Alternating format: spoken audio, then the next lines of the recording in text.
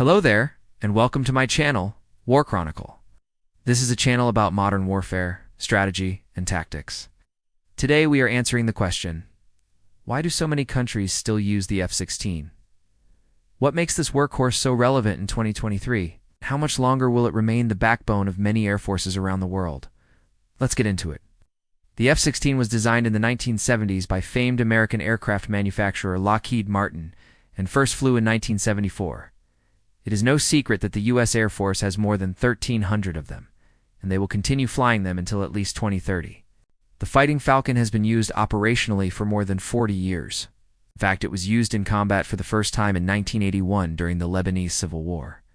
Since then, the F-16 has become one of the most widely used and prolific fighter jets in history.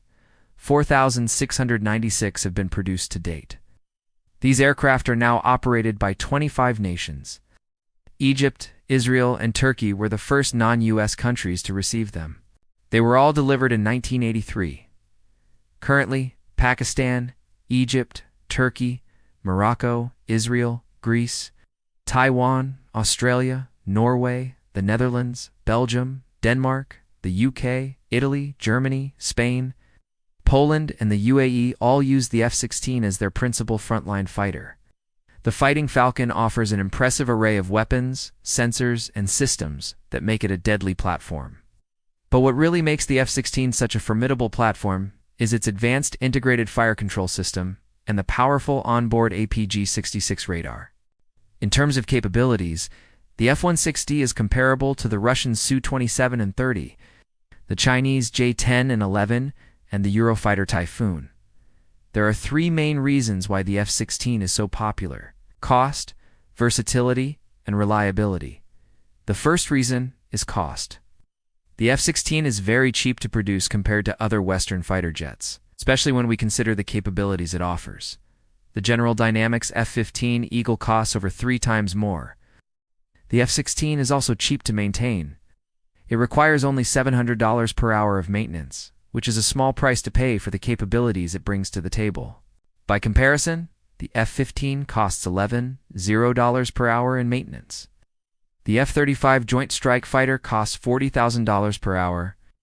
The low operating costs of the F-16 mean that developing countries can afford to purchase and operate the aircraft without going into debt. The United States has sold the F-16 to these countries because it has helped reduce their dependence on American aid. For example, after the Soviet Union invaded Afghanistan in 1979, the U.S. needed a way to support the Afghan resistance without having to directly intervene. So they provided F-16s to Pakistan to help them fight the Soviets. Similarly, the United States provided F-16s to Egypt to help them fight against Soviet-backed Libyan-backed forces in the 1990s.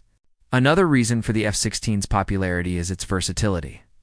It can perform a variety of missions, including air superiority, air defense, ground attack, reconnaissance, and forward air control. The F-16's ability to perform multiple roles means that it is a very cost-effective platform. A single F-16 can replace several aircraft, which reduces the need for large air forces. This has made the F-16 a very attractive option for many countries, including Egypt, Greece, Israel, Turkey, and the United Arab Emirates. The F-16 is also very adaptable. It can carry a variety of weapons and equipment, which allows it to be configured for specific missions. For example, the F-16 can be equipped with air-to-air missiles for air superiority missions, or with air-to-air munitions for ground attack missions. This adaptability has made the F-16 a very capable and effective platform. Reliability is another key reason for the F-16's popularity. The aircraft has a very high operational availability rate, which means that it can be relied upon to perform its missions day or night. This is important for countries that need to have a constant presence in the air, such as those engaged in ongoing conflicts like Israel, where some F-16s have been flying since before the internet was invented. The F-16's reliability has also been demonstrated in combat operations such as the recent war in Gaza. During that war, Israeli F-16s flew hundreds of combat sorties every day for over 50 days straight, without suffering any major technical issues. This highlights the aircraft's reliability and its ability to withstand the rigors of combat operations. The F-16 is also very safe to fly, even if it does get damaged. In fact, no pilot has ever been lost in an F-16 over hostile territory. This is due to the aircraft's design, which includes features such as a parachute extraction system that allows the pilot to escape safely, even if the aircraft is destroyed. Some of the best air forces in the world rely on the F-16. Perhaps the most notable example is Israel. As mentioned, Israel is in a constant state of conflict, and its air force is regularly engaged in combat operations. Despite this, the Israeli Air Force has been able to maintain a high level of readiness and effectiveness, thanks in part to the F-16. You could say that the Fighting Falcon is an integral part of the IDF, indeed. The F-16 has been instrumental in Israel's ability to defend itself against its enemies. In recent years, Israeli F-16s have carried out airstrikes against Iranian and Hezbollah targets in Syria, Lebanon, and Gaza. The F-16's advanced sensors and weapons have given Israeli pilots the edge they need to prevail in these conflicts. Not only does the F-16 have the APG-66 radar, which can detect enemy aircraft and ground targets, but it is also equipped with the Lightning targeting pod, which provides real-time high-resolution imagery to pilots. This allows them to identify and track targets in all weather conditions, day or night. The F-16 can carry a variety of air-to-air and air-to-ground weapons, including the highly accurate Israeli-made Spice Bomb. These weapons have been used extensively by Israel in recent conflicts with great effect. The F-16's advanced avionics and weapons have allowed Israeli pilots to operate effectively in some of the most challenging environments in the world. In particular, the F-16's electronic warfare capabilities have been crucial in helping Israeli pilots to defend themselves against increasingly sophisticated threats from Iran and its allies. Electronic warfare is a form of combat in which both sides attempt to disrupt each other's communications and radar systems. In recent years, Iranian forces have increasingly used electronic warfare tactics against Israeli aircraft. However, the F-16's advanced electronic warfare capabilities have allowed Israeli pilots to mitigate these threats and continue to operate effectively. Another great example is Greece. Greece has operated the F-16 since 1988 and has used the aircraft in a number of conflicts, including the recent war in Ukraine. Greek F-16s have been used to enforce a naval embargo on Russia by patrolling the Aegean Sea and inspecting ships to ensure they are not carrying any banned goods.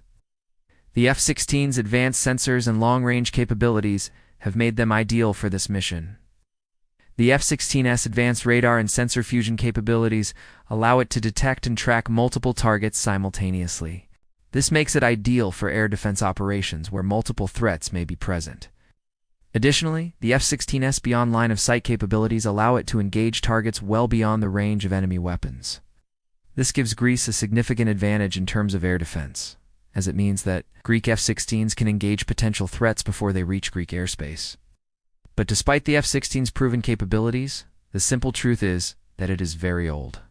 It was designed in the 1970s and first flew in 1974. That's nearly 50 years ago. It was originally powered by two Pratt & Whitney F-15W229 turbofans, which produced 12,000 pounds of thrust each.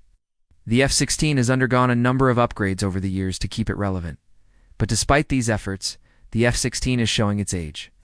The aircraft was not originally designed to carry the type of heavy sensor and weapon payloads that are now standard. Additionally, the F-16's original avionics and weapon systems are being replaced with more advanced systems. The F-16 was not designed to operate in the type of electronic warfare environment that exists today. The aircraft's radar systems are also becoming increasingly outdated. The F-16's APG-66 radar is a mechanically scanned radar, which is significantly slower than the modern array radars used by 4th and 5th generation fighters.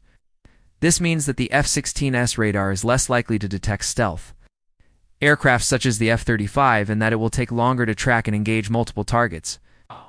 But despite all this, the F-16 remains a potent platform. We've already touched on its wide array of smart weapons, which include medium range, infrared heat-seeking missiles like the AMRAAM family, and short-range radar-guided missiles like the Sidewinder. Its versatility is matched by few other platforms. That said, the truth is that the F-16 cannot compete with newer fighters in terms of raw performance. The F-16's top speed is Mach 2.04, whilst the F-35's is Mach 1.6, however. The F-16 is still faster than the MiG-29 and the Su-30. In terms of maneuverability, the F-16 is also outclassed by newer fighters. The F-16 has a max G-turn rating of 9 grams, whereas the F-35 has a max G-turn rating of 9 grams. The F-16's design limits its maximum sustained G-turn rating to just 7 Gs. That said, the F-16 is still considered to be a highly maneuverable platform. So how much longer will it remain the backbone of many air forces around the world? The answer is probably a decade or so. After that, it will begin to be phased out in favor of newer, more capable platforms. Some countries, such as the United States, are already beginning to retire their F-16s. Others, such as Israel and Greece, are planning to continue operating the F-16 alongside newer platforms for many years to come. Those countries will most likely be the last to phase out the F-16. What do you think? Will the F-16 remain relevant into the next decade? Let me know your thoughts in the comments below. Thank you all for watching, and I hope you learned something new. If you did, please show your support. I would appreciate it. You can check out my previous videos here. See you again next time.